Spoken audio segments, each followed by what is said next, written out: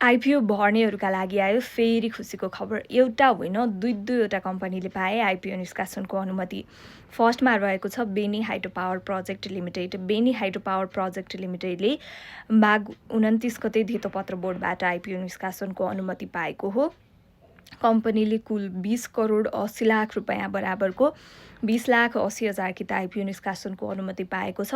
अब कम्पनीले प्रति किता 100 रुपियाँका दरले आइपिओ निष्कासन गर्नेछ भने यसको बिक्री प्रबन्धकमा एनएमबी क्यापिटल लिमिटेड रहेको छ।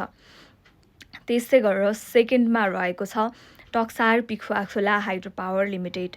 टक्सार पिखुवाखोला हाइड्रो पावर लिमिटेडले फागुन 1 गते धितोपत्र बोर्डबाट आइपिओ निष्कासनको अनुमति पाएको हो।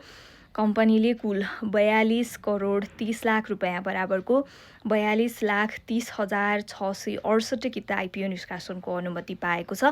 अब कम्पनीले प्रति किता 100 रुपियाँका दरले आइपिओ निष्कासन गर्नेछ भने यसको बिक्री प्रबन्धकमा प्रभु क्यापिटल लिमिटेड रहेको छ है त।